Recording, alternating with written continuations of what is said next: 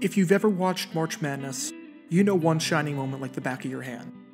It's ingrained in the minds of every college basketball fan in all its 80s cheesiness, synth, and glory.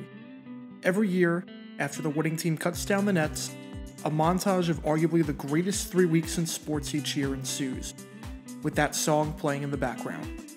It's become such a part of college basketball tradition that when CBS tried to change it in 2010 with Jennifer Hudson's vocals, there was so much backlash.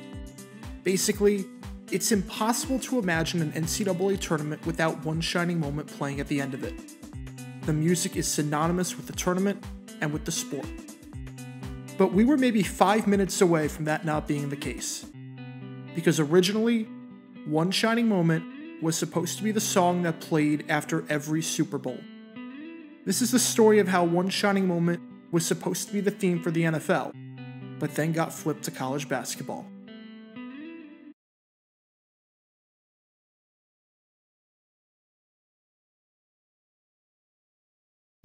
First, let's start briefly with the man behind the music, and that's composer David Barrett. I'm not going to play his music in this video, but I'll leave some links in the description to his work. He's done some work for CBS Sports besides One Shining Moment, including the theme for the US Open, the theme for the PGA Championship, and the theme for some of their Olympic coverage back in the day. But his biggest hit was the one that put him on the map, and that was the song that might be the biggest song in American sports history. It all started at a bar in East Lansing, Michigan, where Barrett was finishing up a performance. He noticed a waitress, and Barrett recalled that she was more beautiful than Helen of Troy. Even though nothing came of this, Barrett noticed that the television in the bar was playing Larry Bird highlights. Struck with inspiration, Barrett wrote the title for One Shining Moment on a cocktail napkin. And the very next day, he scribbled the lyrics on a different napkin while waiting for a friend who was running late to brunch. He wrote the music in 20 minutes, and later said that the composition of the song was as pure of a writing moment as I've ever had. Later that year, in 1986, Barrett was watching the NBA Finals on CBS between the Boston Celtics and the Houston Rockets. He was watching as the Celtics defeated the Rockets by a final of 4-2 as they went on to win their 16th NBA title. He was watching this in New York with a friend who worked for Sports Illustrated by the name of Armin Kedian, and the two of them were conversing about sports and about life. During the conversation, Barrett remembered that he wrote a song about sports and achieving your dreams. So later that night, Barrett sent his friend the song, thinking that was the end of it. Without knowing, Barrett's friend took the song over to CBS, where he presented it to the creative director of CBS Sports, Doug Towie. The network loved it. CBS called up Barrett out of the blue, and just like that, Barrett's career was about to change forever. Absolutely. So I've read a lot of different versions, but give me the background of the song and where it came from.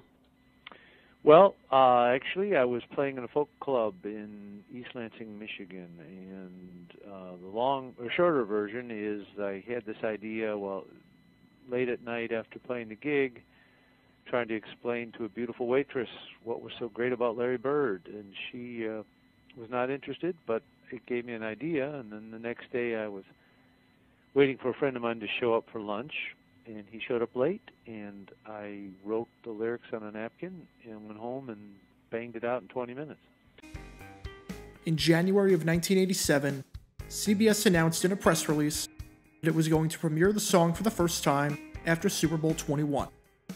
The Super Bowl was held in Pasadena that year, but it was awfully close to being held in Philadelphia. I made a video about that if you want to check it out.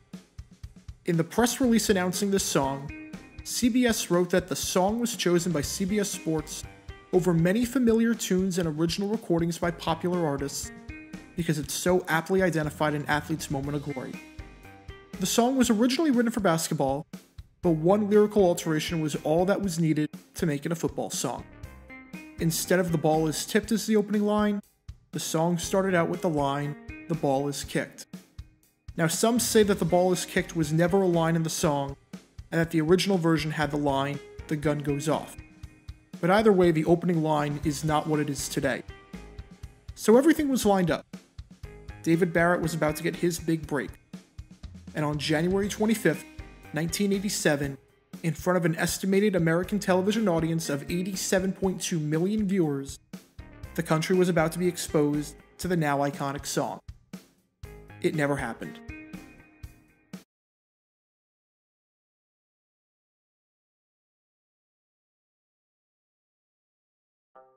As it turns out, when you consider all of the fanfare involved before the game, the extended halftime show, and a bunch of other things, the Super Bowl can run long, and can run past its allotted time. There was a lengthy instant replay review during the second quarter that slowed things down. If you want to learn more about the 1986 season and the infancy of instant replay, there's a video in the upper right corner on that. Elvis Patterson, who had an interception for the Giants earlier in the game, got hurt late. And in the end, the Broncos stopped the clock a lot by going out of bounds in a last-ditch attempt to get back into it. Plus, there were 59 total points scored in the game, leading to a lot of possession changes. And then it was time for post-game interviews, the presentation of the Vince Lombardi Trophy, and final thoughts from the announcing team. With the game running long, CBS had a decision to make. Do they show the montage and debut One Shining Moment? Or do they scrap it so that they can show the pilot episode of their new lead-out program, Hard Copy, before it gets too late and they lose their audience? They went with option 2. Because instead of sparing just 2 minutes for Barrett's song, they had to show this.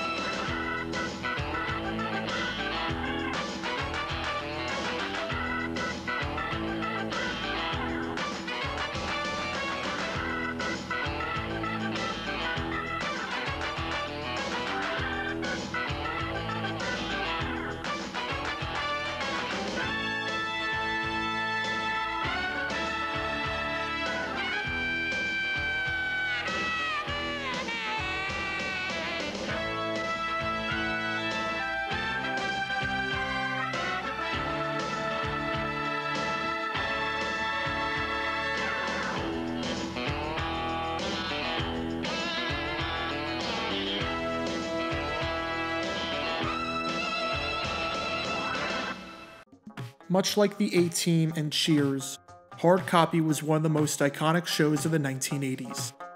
It had drama. It had riveting characters. It had suspense. I can't keep this up anymore. The show was a failure. It was such a failure that it doesn't even have its own Wikipedia page. Literally every other lead-out program in Super Bowl history has a Wikipedia page, except for this one. Hard Copy lasted less than a season. The show was a complete flop. There's practically nothing remaining of the show. I could find no episodes or clips online of the show, mainly because of a show that aired a few years later with the same title that was more successful.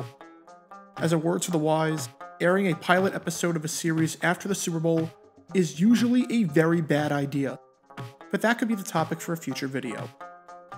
But because of CBS's decision to air Hard Copy before it was too late, One Shining Moment was cut. Barrett was disappointed. His big break was gone. At least momentarily.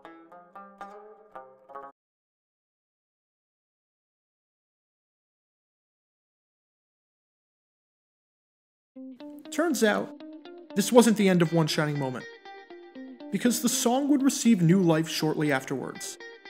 After the game, CBS Sports creative director Doug Toey called up Barrett and said that we love the song, and it was written for basketball, so we'd love to use it for the NCAA tournament. And just like that, Barrett's song got some new life. It aired after the 1987 championship, where Indiana narrowly defeated Syracuse by a final score of 74-73. Barrett was on the original vocals for the song, though later versions included Teddy Pendergrass and Luther Vandross, which is the clearly superior version that should never be changed. After One Shining Moment aired following the '87 championship, the song received lots of praise. Everyone loved it. Turns out, the song not airing after the Super Bowl was a blessing in disguise, because it received new life as the anthem to March Madness. And who knows whether the song would even be as popular today if it aired after the Super Bowl. since it probably would have only been aired after the CBS games in the rotation. Today, it's hard to imagine any March Madness without one shining moment. But there's an alternate universe somewhere out there where one shining moment is the anthem for the NFL, and where fans gather around their television sets after post-game interviews to see the montage and hear those synths being played. One shining moment is an iconic sports anthem, and it would have been associated with the Super Bowl if CBS decided to push back hard copy a bit, or if the game and festivities didn't run so long.